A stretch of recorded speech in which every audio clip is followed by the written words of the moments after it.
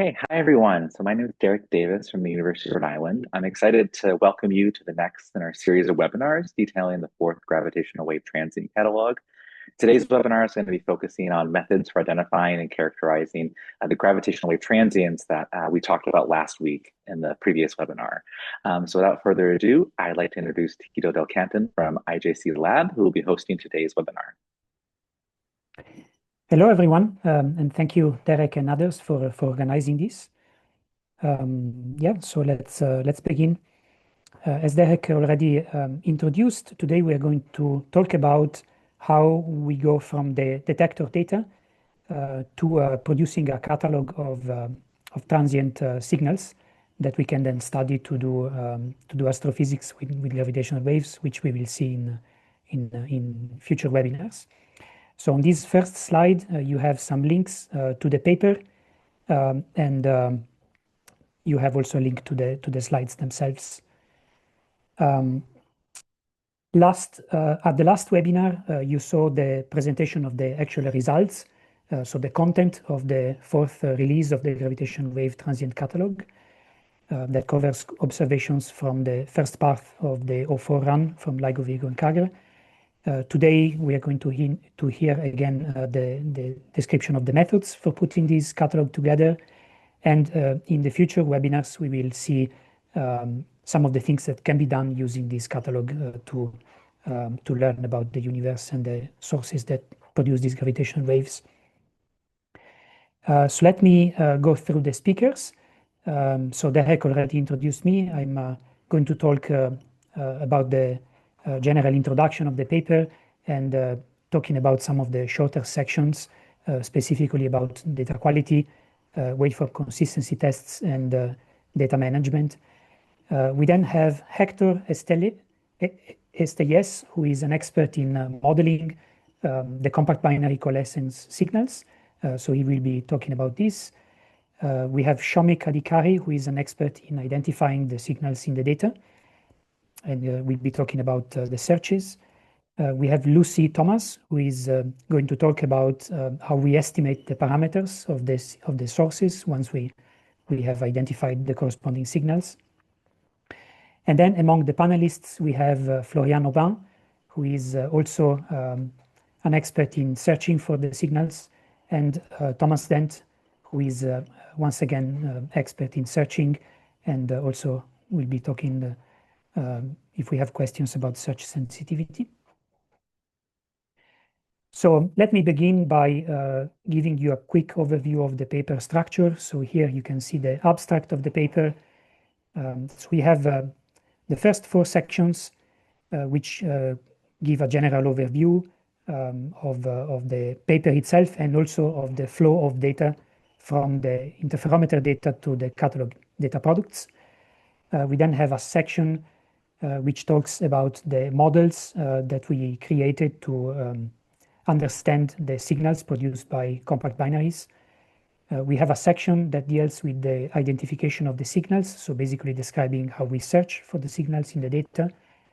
We then have a section about the potential data quality issues that we can have in the data and how we identify them and how we what actions we take to deal with them and prevent them from spoiling the analysis. Then we have three other sections. The section 5 details how we estimate the parameters of the compact binary sources once we have identified the corresponding signals in the data.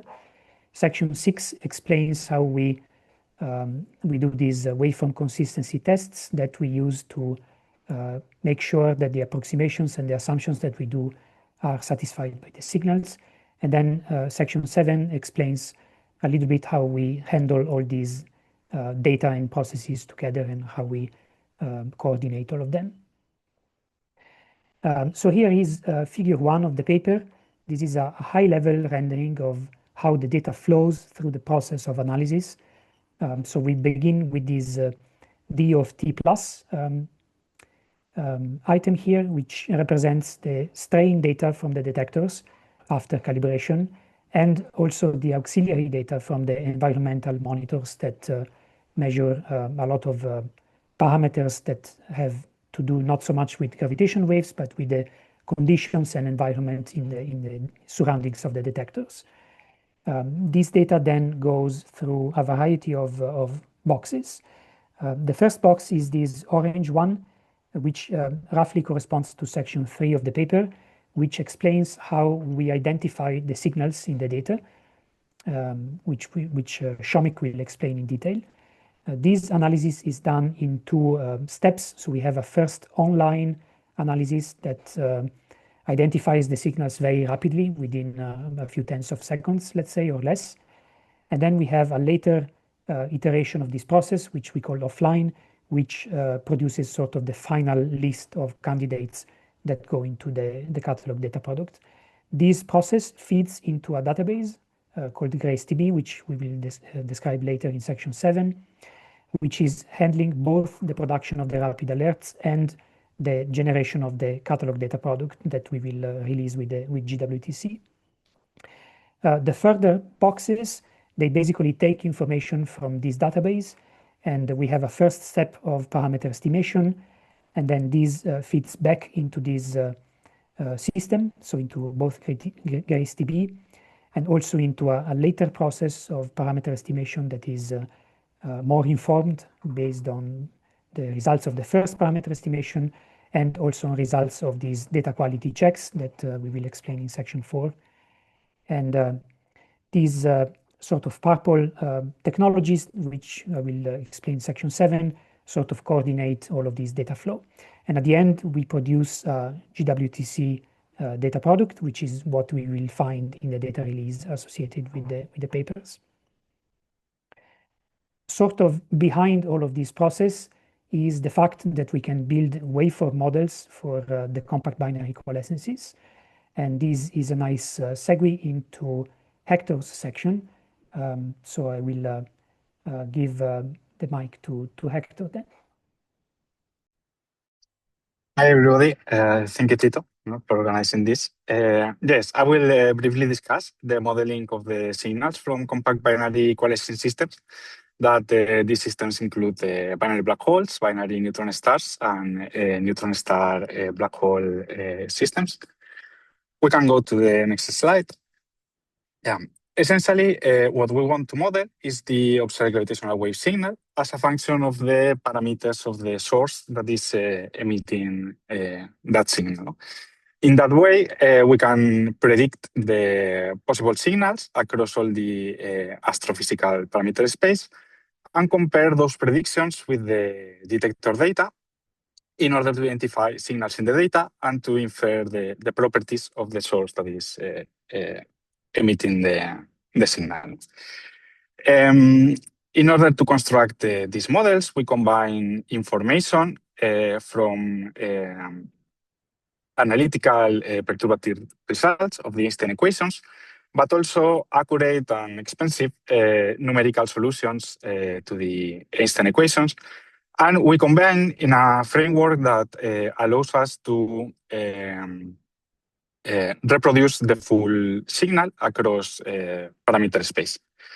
And we design these models to be both accurate, because we don't want to bias our astrophysical conclusions, but also efficient, because these models have to be evaluated hundreds of millions of times in the analysis of the data. We can go to the next slide. Yeah. So the signals from compact binary systems depend on several physical parameters. For example, the individual masses of the objects in the binary. Also, the intrinsic angular momentum of each object, also called the spin. But also, the signal depends on the orientation of the source with respect to us, its position in the sky, and the distance to us, and also maybe additional physical effects. For example, if one of the objects or both objects are neutron stars, we can have tidal interactions between them, and other matter effects that will leave an imprint on the signal. Or, for example, if the binary is evolving on eccentric orbits, this will leave an imprint on the signal. So we want to include all this information and physical effects in our models. So relativistic precession of the spins, higher harmonics, and all these parameters in order to infer well the parameters from the signals and break possible parameter degeneracies. Going to the next slide. Yes, one of the main applications of these models is to identify the signals in the data. You will hear more about this from Xiaomik a few slides later. But yes, for this, actually, we can employ simpler models that only include the physics that we need to detect these signals in the data. So typically, the models used to identify the signals assume only the dominant mode emission, that the system have spins aligned with the orbital angular momentum. This simplifies the signal. That it moves on quasi-circular orbits, and that there are no matter effects. So essentially that they are black holes. However, in order to infer the parameters, we want to employ the most accurate models that we have available, including all possible physical effects as relativistic precision of the spins or higher harmonics in the signal. And of course, if we are analyzing a binary neutron star or a neutron star black hole candidate, we want to include the matter effects as tidal interactions or tidal disruption. We also want to employ multiple models for doing this analysis in order to cross-check the results and assess if there are possible systematic effects coming from the inaccuracy of the models. So here there is an evolution timeline of the binary black hole models that have been employed in different catalog releases for the estimation of the source properties. So for the first catalog release, the models only included the dominant mode emission. But for GWTC2, the models were upgraded to include the higher harmonics of the signal. And in subsequent releases of the catalog, the accuracy of the models have been continuing improving over time because we want to infer each time better the parameters and also avoid potential biases in our results. And similarly, for the neutron star and neutron star black hole system candidates, we employ models with matter effects, and there are several generations of these models that have been also evolving during time in order to provide the most accurate results available for each catalog release. And going to the next slide. Yeah. And actually, our waveform models are still evolving because improving them is a continuous effort from the community.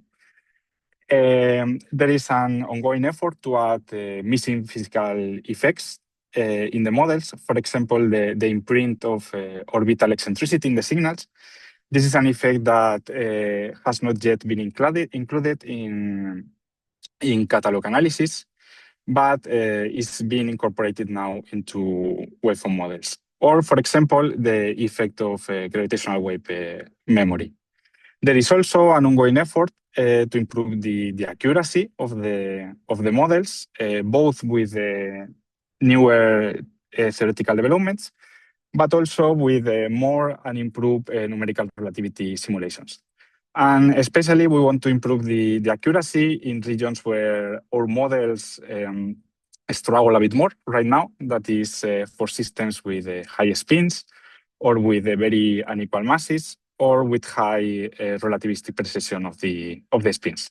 And yeah, the goal of this effort is that future catalog releases can benefit from these advances. And yeah, now I let you with Xiaomik that will explain methods for signal identification. Thank you, Hector. Yeah, so I'll talk about signal identification and what our search strategy has been for this GWTC 4.0. So the detector output is full of signals, but it gets drowned out by the noise fluctuations within the detector. So we employ several searches to process this detector data and extract the detectable signals that is there in it. We employ two broad families of algorithms. One is a minimally modeled one. One of the pipelines that employs that is CWB. What it does is it takes a coincident excess power events across detectors and tries to match them. Um, it is sensitive to several types of sources like CBC, supernovae, etc. The second family is template-based. The pipelines that use that are GST-LAL, MBTA, SPI-CBC, and Spear. These pipelines target specific regions of the CBC parameter space. They compare the data with pre-computed waveforms, as Hector described previously, and these waveforms are known as templates and template-based searches. So as Tito had said, our searches run in two modes. One is online, which is to generate alerts and publicly disseminate information about what we've detected in real time. And the other is the offline mode, which is what we use to produce the catalog. Why do we do multiple searches? Is to ensure we have a wide parameter space coverage. It also provides robustness against non-ideal detector behavior, computing outages, bugs, etc. It also reinforces our confidence in the results that we have and provides a way to cross-check them. Next slide, please. So this is our parameter spaces, CVC parameter space targeted by our template-based searches. So the different regions of the parameter space and the legend shows what kind of spin restrictions are there on each of those. This is figure 2 in the GWTC 4.0 paper, methods paper. Next slide, please. So how do we identify these transient candidates? The key idea is that we look for excess power, which is consistent with a GW signal over a brief period. And we do this by calculating the signal to noise ratio, or SNR, which compares data between detectors in case of minimally modeled searches, or compares data to templates in the case of template-based searches. So typical duration of signals lasts from tenths of a second in the case of BVHs to hundreds of seconds as the masses become smaller in the case of BNSs. The diagram basically shows the SNR time series in the different detectors in the top row and the white and strained as overlaid with the waveform that we expect in the bottom row. Next slide, please. So this is the formula to calculate signal to noise ratio. It's basically cross-correlating the detector strain data, which contains a gravitational wave signal and noise with the template waveform, and that gets weighted by the noise power spectral density. And that's the Fourier transform that you get to get the signal to noise ratio in the time domain. So the GIF over there basically shows the blue as the strain data that's coming in, the black as the waveform, and it's being moved through, and the red is the output, which is the SNR. The green line is the peak finding threshold. Once we find something which is above a certain threshold, we identify that as a potential candidate, and then that goes and forms the list of candidates that we think are interesting. Next slide. So after we've figured out the SNR, we want to decide whether this candidate is worth our attention. So each search ranks its own candidates. Ranking employs different variables like the SNR, signal consistency tests, data quality flags, or physical prior astrophysical expectations, etc. So candidate significance is assigned by two main things. One is the false alarm rate, or FAR. The false alarm rate is the rate of noise candidates produced with a rank at least as high as the candidate in question. And the second one is p-astro, or which is the probability of astrophysical origin. That is the probability that the candidate is of the astrophysical origin, assuming a specific population of compact binary coalescence. The graph on the right shows the blue events as being the significant events because they stand out from the background and we consider them interesting. Next slide, please. So which candidates get added into GWTC 4.0? So what we do is we take all the candidates that we got from the first part of 04A, and we take FAR, which is less than 2 per day in any of the search pipelines that were running, and we add them all to the catalog. So we expect that majority of them likely are not from astrophysical origin, but we release them just to help with multi-messenger counterpart searches and other studies that we want. And then there are downstream analyses, example like CBC parameter estimation that Lucy will talk about more, which uses stricter criteria for these candidates that are there. That's to ensure a high purity sample. So the typical thresholds that we put is that the FAR should be less than 1 per year, or the p-astro should be greater than 0.5. And these are usually motivated by our available computing and human resources that are there. Next slide, please. So once we've done that, we also want to assess how sensitive we were during this run period. So we do this by characterizing our searches and testing them using simulated signals, which get injected into real data. All pipelines analyze the same set of simulated signals. The parameters follow a broad distribution comparable to what we've observed previously. The red and the orange basically show what we've injected and what we've recovered. And what we then report this sensitivity estimate is through volume time, or VT, which is basically the total amount of universe a search could probe over the time it ran. And this is given for each pipeline and for several different regions of the target search space. The small graph on the right basically shows what our VT results were for GWTC 4.0 during 04A. Yeah. And next slide, please. That's it. Searches. Okay, thank you. It's back to me. So I will talk about data quality vetting for the candidates that come out of the searches that Shomik just described. So why do we need to be concerned about data quality vetting? Analyses that take these candidates downstream of the catalog typically make an assumption, which is described at the top of the slide. The assumption means that we take the data to be the sum of a gravitational wave signal plus stationary Gaussian noise. This is an assumption that makes, for example, parameter estimation particularly easy from a mathematical point of view, and it's a very common one. However, in general, this assumption is not true, and in particular for some of the candidates that come out of the search algorithms, what we have instead is that data is the sum of a GW signal, stationary Gaussian noise, and non-stationary or non-Gaussian noise, and that is inevitably associated with some behaviors of the detector that are very hard to get rid of because of technological difficulties in making a detector perfect. You have an example of this behavior on the bottom of the slide. So on the right plot, you see data from the LIGO Livingstone detector. And in this case, you see here a time frequency representation of the data with time on the horizontal axis and frequency on the vertical axis. And the kind of pattern you see is what you would expect from stationary Gaussian noise. So it's basically this sort of uniform blue with some some green fluctuations on top. On the left, however, you see data from the Hanford detector at the same time.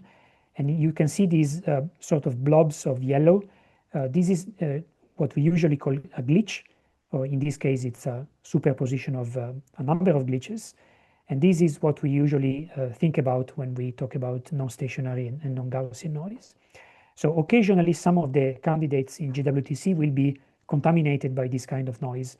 And if this noise is near one of the astrophysical signals, then this will violate the assumption of the top of the slide. And it means that the analysis that makes this assumption will in general produce a biased result.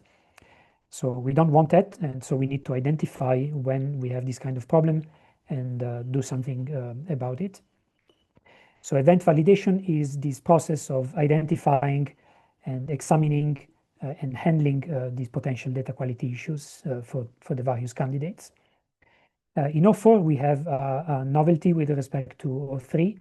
And this process was standardized across the LIGO and Virgo detectors. So we have now a sort of uniform framework for handling these. And this process is based on a variety of checks. For example, there are some checks which estimate the power spectral density of the noise around a particular candidate. And it has a way of calculating a p-value that essentially detects a non-stationary spectral density of the noise. And this can provide, for example, an automatic way of flagging candidates that are affected by potential data quality issues. So what we do when we find that a candidate is potentially affected, we have various options. So if we find that if we find this problem soon enough, typically of the order of an hour after detecting an event in low latency, then we can decide to retract the candidate as rapidly as possible if the situation is particularly problematic. Otherwise, we can attempt to model the non-stationary noise, which can be done with a variety of models and methods. And we can fit the model to the non-stationary noise jointly with the model for the gravitational wave, essentially, and the model of the stationary Gaussian noise. And if this is successful, then we can subtract the part of the model that concerns the non-stationary noise. And then we can effectively clean the data so that it's brought closer to the assumptions made by the downstream analysis. And this can be done, for example, with an algorithm called Bayes wave. A third thing we can do if this modeling turns out not to work, for example, because the glitch is too complicated morphologically, we can restrict the region in the time frequency plane which we use for the downstream analysis. So for example, if the data quality problem affects only a narrow band, a narrow frequency band, and the majority of the astrophysical signal is actually outside of that frequency band, then we can basically remove the frequency band from the downstream analysis and analyze the part of the data that is not affected by the data quality problem. Yeah, so that's the end of this short section, and I will now give the microphone to Lucy. Thanks, Tito.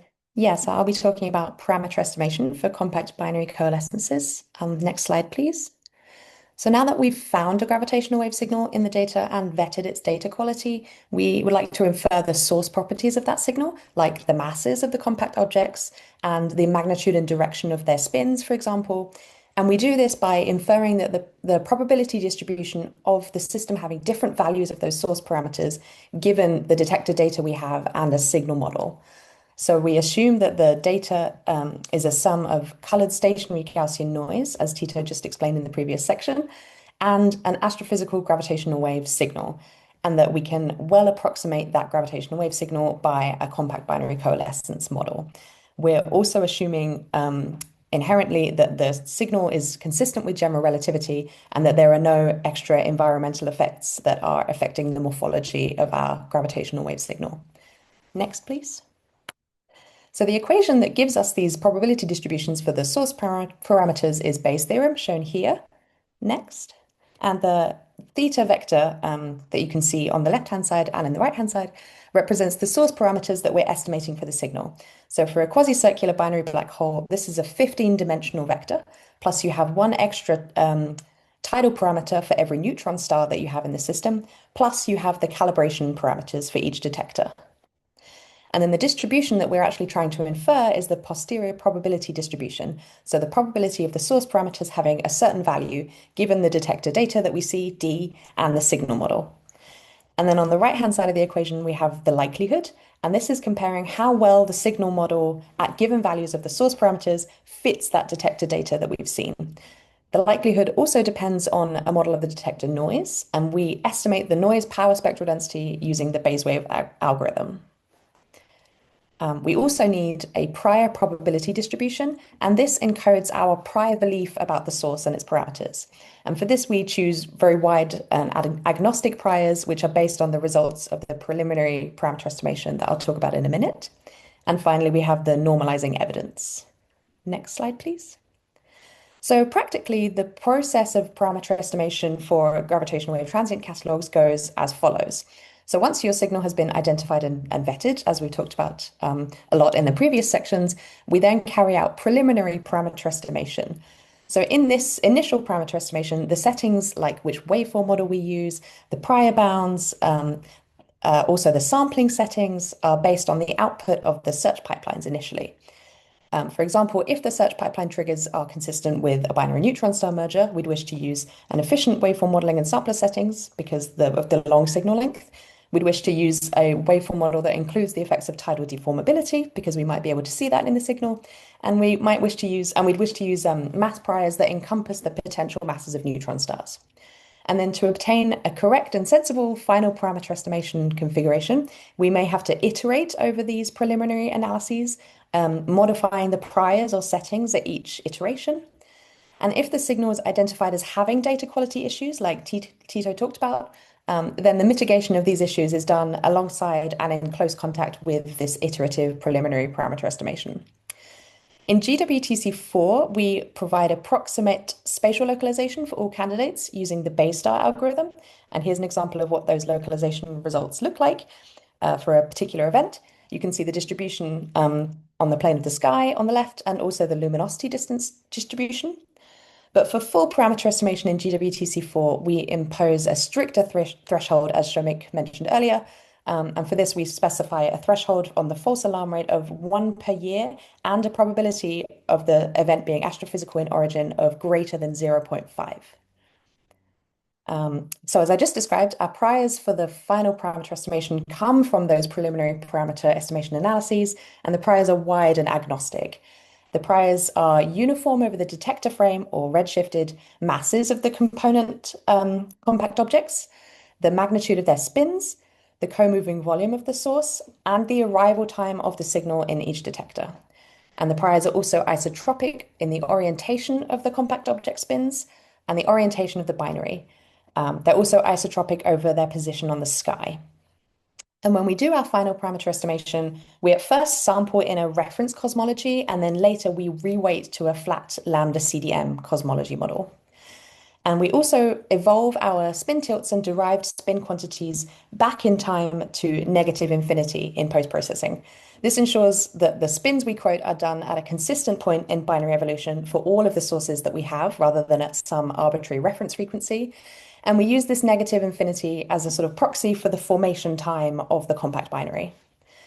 And when we show the results of the source property parameter estimation in the GWTC papers, what we're actually showing and summarizing are smoothed and 1D marginalized posteriors. So we're showing one parameter at a time rather than the full high dimensional results.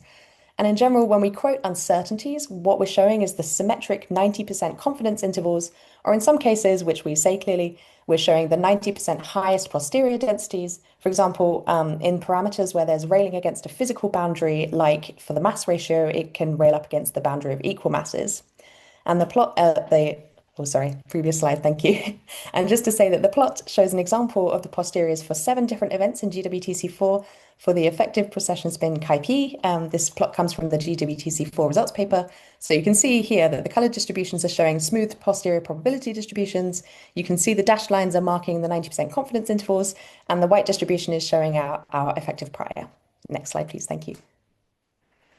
So because the posterior probability is high dimensional and these posteriors can be multimodal and have lots of degeneracies between the parameters, evaluating the posteriors directly analytically is not possible. So instead, what we do is represent the posteriors using discrete samples of fair draws from the posterior. An example of what this looks like in 4 dimensions is shown on the left-hand plot. In GWTC4, we use the dynasty sampling algorithm as it's implemented in Bilby to produce these discrete samples, although in previous catalogs, we have made use of parallel Bilby, Rift, and Lull inference. Next slide, please. Thank you. And to account for the uncertainty in the calibration of the interferometer strain data, we also allow for frequency-dependent shifts in the waveform model and the phase in our parameter estimation. So we introduce calibration parameters. We set Gaussian priors on these parameters. And when we quote our final source property results, we've fully marginalized over the possible values of these calibration parameters. And the plot that you're seeing comes from the GWTC4 open data paper. And this shows an example of the calibration uncertainty in the amplitude in the top panel and the phase in the bottom panel for a particular stretch of data in O4. Yeah, thank you. Okay, back to me. The next step, or one of the next steps that we do when we have produced this list of candidates and run parameter estimation over them is this waveform consistency test. The reason why we do this is because we have made some assumptions, as the previous speakers said. Specifically, we have assumed that these signals are described by compact binary coalescence models undergoing quasi-circular orbits, so basically with negligible eccentricity. We have assumed the absence of environmental effects, for example, nearby matter that could lead, for example, to some local acceleration of the binary or distort the orbits. And we have also assumed that general relativity describes gravity exactly. So obviously these are quite important assumptions, and we want to check if maybe some of the candidates is violating these assumptions. To do this, we employed this quantity that we called overlap, which is introduced by this equation here on the right. This is a measure of how similar two gravitational wave waveforms are. So it basically contains this inner product between waveforms, which is somehow related to the signal-to-noise ratio equation that Shomik described earlier. So it's a noise-weighted product of the waveforms, basically integrated over frequency. So it's a quantity that goes from -1 to 1, and it can be interpreted, if you want, a little bit as a sort of inner product between two waveforms. So the procedure is as follows. So we calculate how similar is the minimally modeled reconstruction of the signal as reconstructed by the best fitting gravitation general relativity model. So basically we take the maximum likelihood model from the parameter estimation that Lucy described. We calculate the overlap between this waveform and the minimally modeled reconstruction of the same event. We obtain a value of the overlap, which we call the on-source overlap. And then we want to know if this value is typical of what we expect for signals described by our models and assumptions. So to answer this question, we generate many off-source overlaps, and we do this by drawing signals from the posterior of the parameter estimation procedure, and then we inject these draws in data that is nearby the candidate, but not exactly at the time of the candidate. And then we reconstruct these injected waveforms with the same minimally modeled algorithm. And then we calculate the overlap between these minimally modeled reconstructions and the models and the waveforms that we injected from the parameter estimation posterior. So this gives us a sample of off-source reference overlaps. And then we can use this sample to compare the on-source overlap to the off-source overlaps. And these can be used to calculate a p-value for the on-source overlap. And what we do with this p-value, we put it in we create a plot like this, where we have the on-source overlap on the horizontal axis, and then with the off-source overlap in the vertical axis. And what we expect in the case of a null result, which means that all the signals are consistent with the models and assumptions that we make, is that each candidate will produce a point in this plot, and the points will line up along the diagonal, essentially. If there is a point that is far away from the diagonal, then we might suspect that some of the assumptions that we made are violated for that particular candidate. And then this will be interesting, and this will call for further analysis with different methods. So here you can see an example of this test for the third gravitational wave catalog release from 2023. So you can see that these different points represent different candidates. And if you consider the error bars, they are all roughly compatible with the expectation for the null hypothesis. Okay, final section is again me, which is just some notes about how we manage the data and the analysis for this whole process. So back to the first figure 1. We have different technologies that have been developed to aid in this management. One is SQL database, which is called GraceDB, which is very famous because it also handles not only the catalog data products, but also the alerts that are issued in real time by LIGO, Vico, and Kaggle when we discover these transients in low latency. This allows also to have snapshots of the catalog that are version controlled, and they can also be partial. So as we complete various parts of this analysis, we can actually get partial snapshots of what the catalog will look like eventually. And this is very important in order to be able to start some of these downstream analyses early and reuse the earlier results as much as possible to avoid the duplication of analysis. Another technology we use is called Asimov, and this is essentially charged with the configuration of parameter estimation, and it takes as input, for example, the recommendations from the data quality vetting procedure that I described earlier, and also results from the earlier parameter estimation runs. And finally, we have another technology called CBC Flow, which acts as an interface between GraceDB and Asimov and the downstream analysis, which will be described in upcoming webinars, and also acts as an interface to the production of the final data product for the catalog, which is what we eventually release on Zenodo. And with this, I conclude the presentation. And I want to thank again all the speakers and panelists and organizers and all the participants, of course. And I open the floor to questions.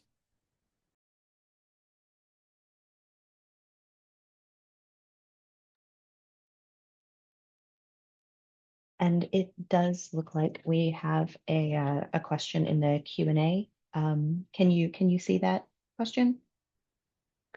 I can see it, and the question is, what is the progress in waveforms of binary neutron stars? Are you using finite temperature EOS, neutrino transport, realistic spins, tidal forces? And how many waveforms are you using to find a signal? So let's see, there are various sides to this question, I think. So I think Hector maybe can give an initial answer. Hector, can you take this? Yes. So waveform models for binary neutron stars, no? What they include typically is the tidal deformability parameters, so how the neutron star deform and the tidal forces.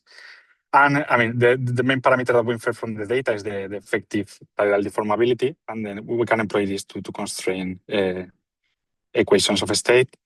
In the models that are calibrated to binary neutron star numerical relativity simulations, I believe, I'm not an expert on this, but I believe several equations of state are employed for the simulations. So somehow the models capture information from several equations of state.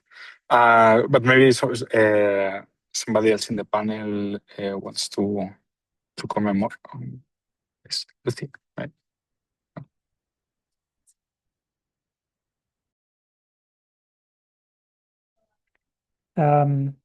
Does anyone else want to continue answering?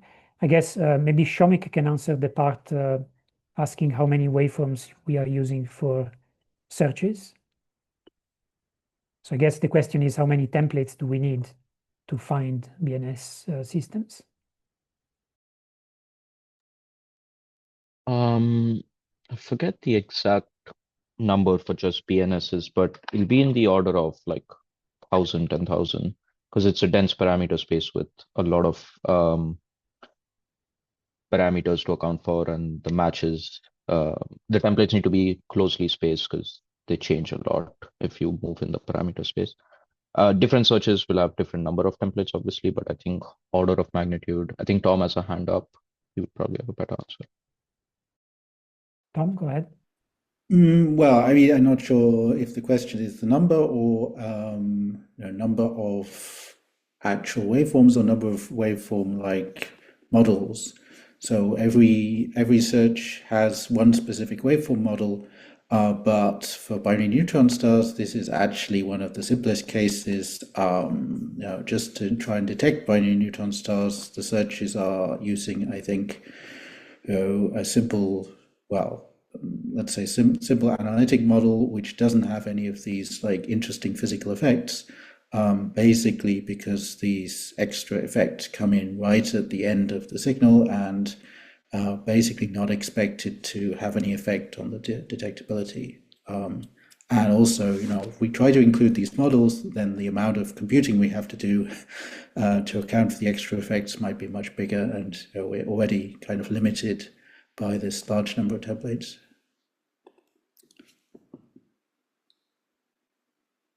Okay, I will move to the next question that I see. The question is, how exactly is parameter estimation dependent on cosmology?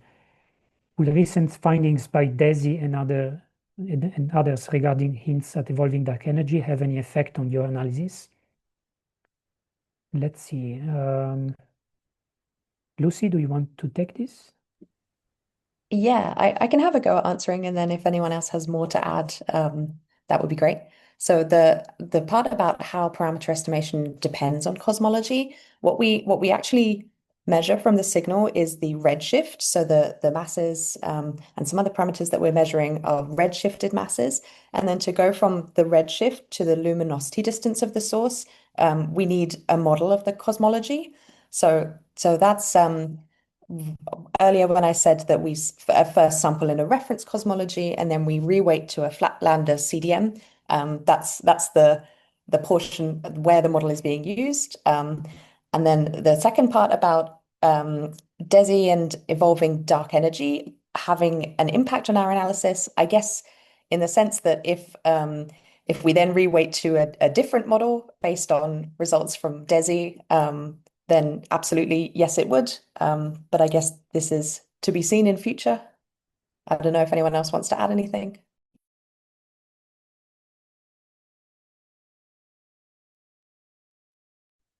I guess with the current sensitivity of the detectors, it might be a bit difficult to see some of the effects that DESI has highlighted. But we certainly hope in the future the sensitivities will improve to the point where we can see hopefully the same effects, or maybe even more interestingly, different effects. Okay, next question. Supernova possible GW sources, are templates being developed? Let's see. Florian, do you want to have an answer? Hi. So what is the question? Is that supernova search template-based searches are developed? Yeah, I think that's the question is can we, well, are we developing templates for supernova waveforms? I don't think so. I don't know. Maybe Hector can have an answer, but I have. There are several groups that produce numerical relativity, well, that produce simulations, no, for supernova explosions and the signals. For example, University of Valencia, I know they do these simulations, and I think there have been attempts to construct phenomenological models of these for the supernova signals. I mean, based on the characteristic frequencies that one extracts from the simulations. What is the status of these models? I don't really know. Sure. Maybe to complete the question in terms of search, right now we are searching for other gravitational wave transients other than CBC using non-model searches.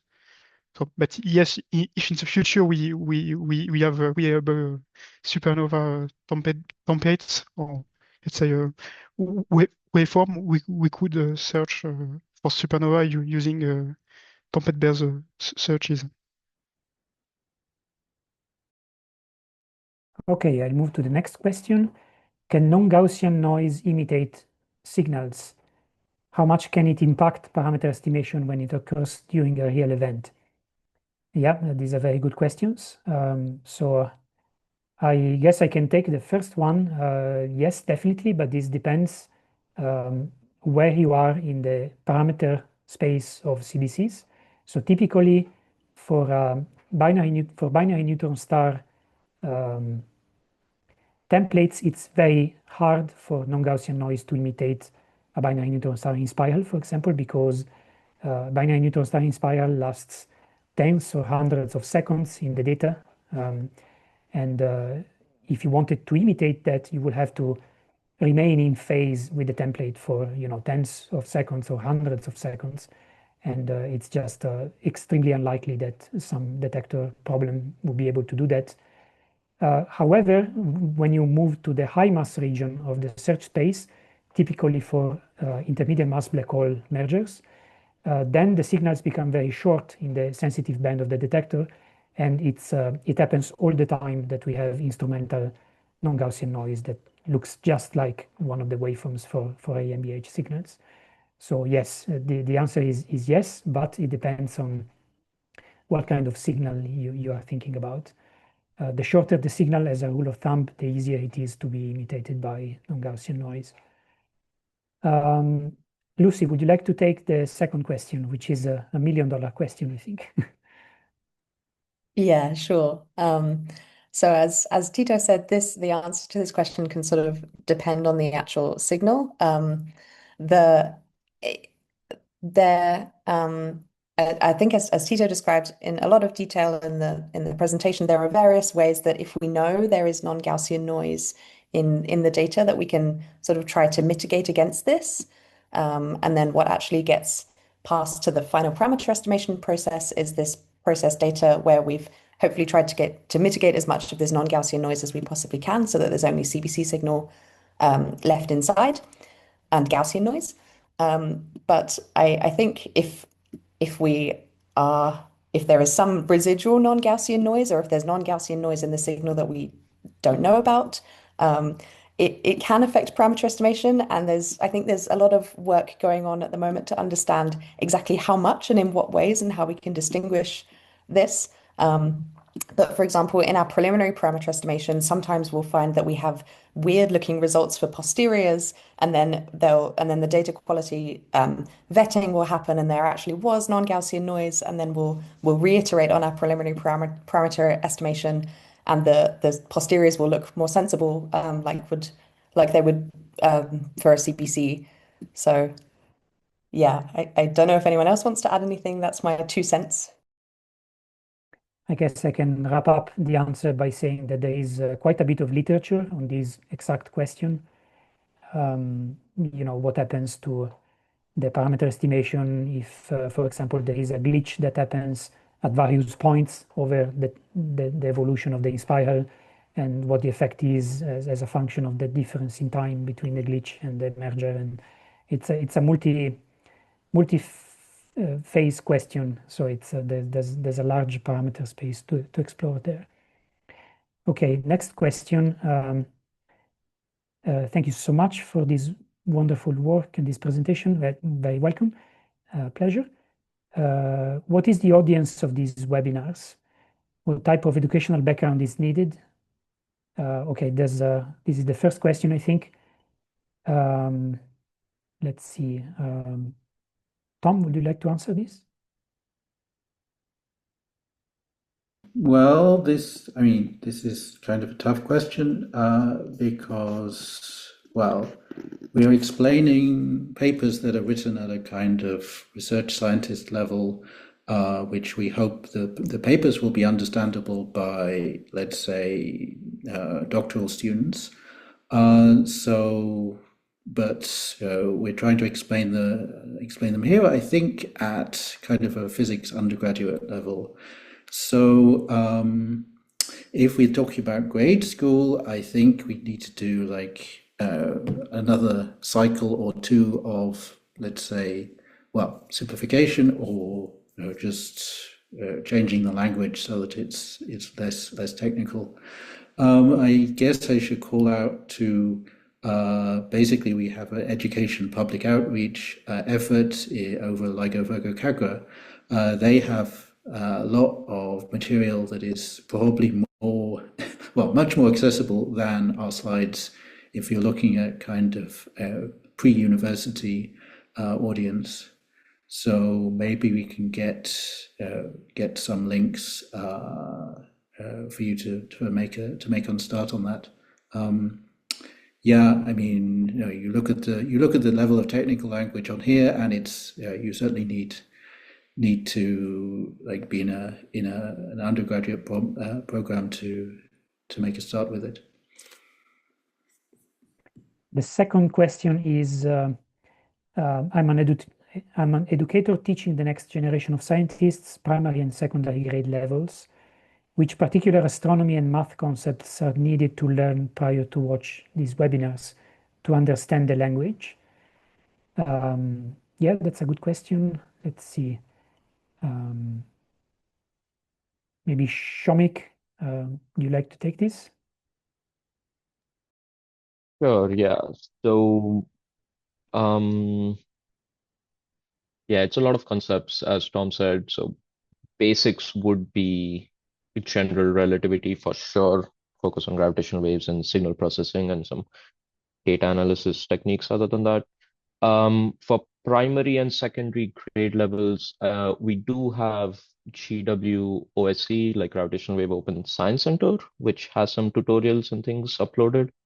And they also release like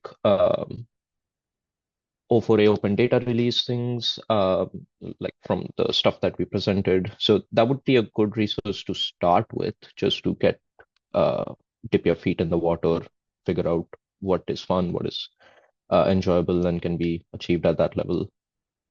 But yeah, like as Tom said, there would be a lot of concepts that would need to be learned at maybe like undergrad level and stuff like that before properly understanding these webinars.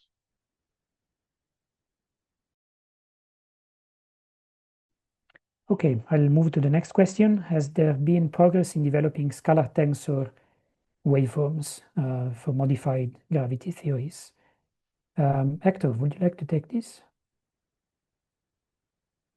Yeah. So in terms of a full waveform model, that can be employed for the data analysis, there was this recent effective one-body model for Einstein scalar Gauss-Bonnet that was developed last year. In terms of numerical relativity simulations, I know there are a lot of recent attempts to produce waveforms in different theories beyond general relativity, but yes, the complete waveform model that I can think right now, I think this effective one-body model. I don't know if maybe Lucy knows more about other attempts or. I think you've covered everything I know. So this might actually be a subject of a future webinar for the testing GR papers. So I recommend you watch for that announcement. And this is probably an excellent question to pose there, if not answered directly during the webinar. So please follow the series.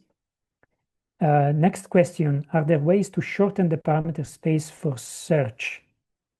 I'm not sure what shorten means. I'll take, it means restrict maybe. So Florian, would you like to take this? Yes. I mean, if we want to cover the parameter space that we are covering, restricting the parameter space, we restrict the sensitivity of the search, of course, in this part of the parameter space.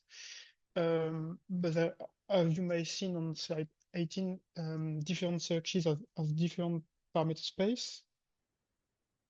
So meaning different sensitivity in this part of parameter space. And we have some searches that are more sensitive for asymmetric binaries compared to the other, or some searches that are more sensitive to very high masses.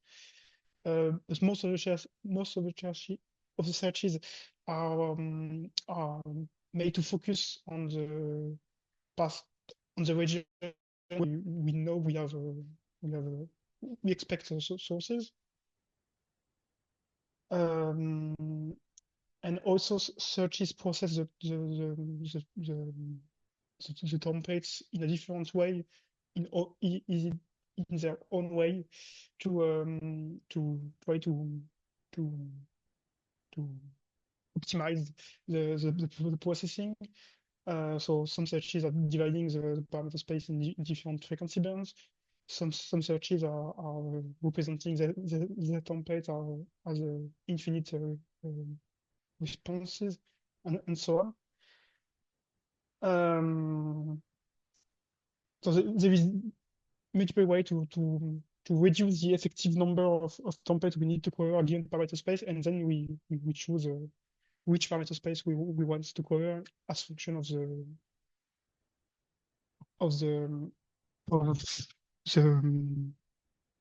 part of the parameter space we expect sources.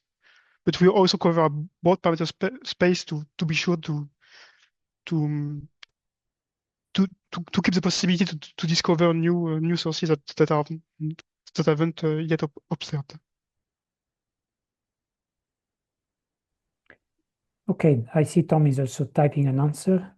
So we have two more questions, then maybe, I don't know, Casey and Derek, you probably want us to wrap up at the hour, more or less. So we can take these two more questions, I think. So how does the minimally modeled method excess of power detection work? I guess I can take this one. So there is one of the plots here that is useful, perhaps.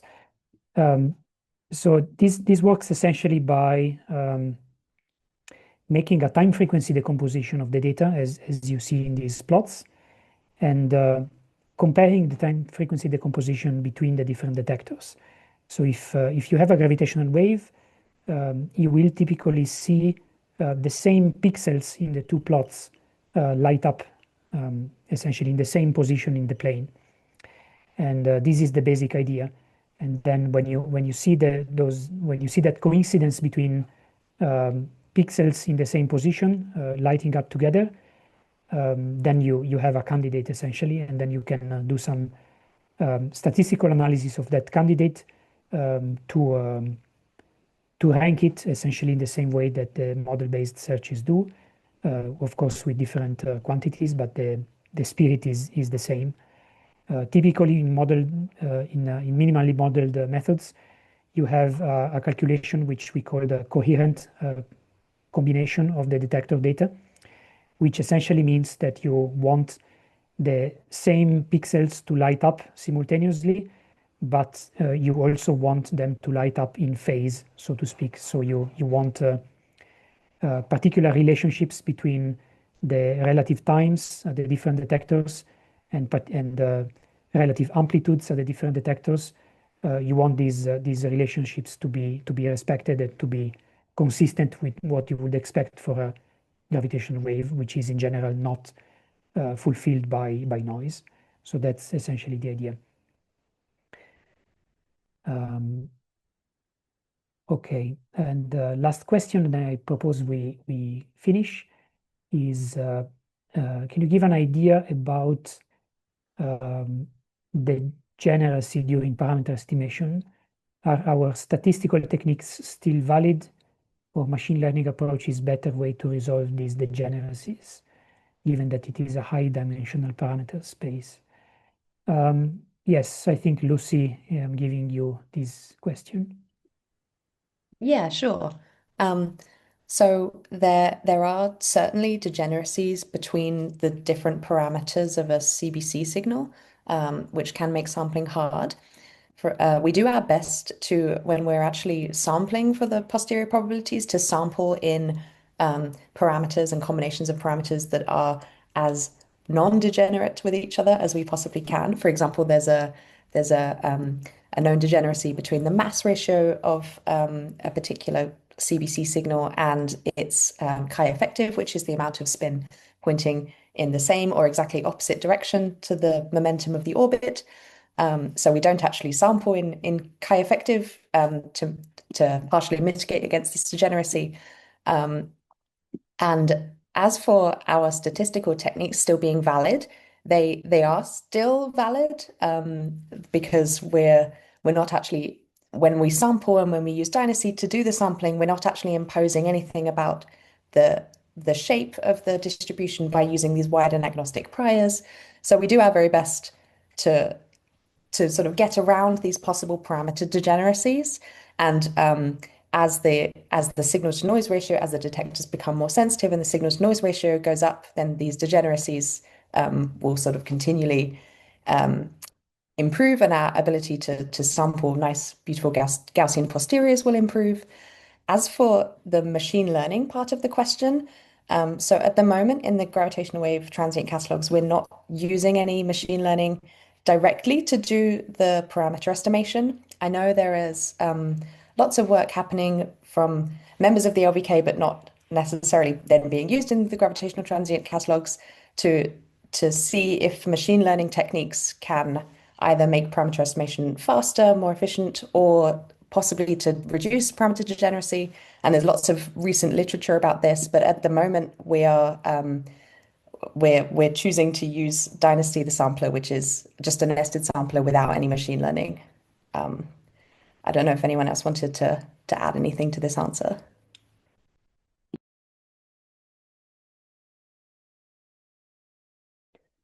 Okay, but I think it was a very good answer. So we are past the hour, so I propose we wrap up. So Kazi and Derek, should we give you back the mic?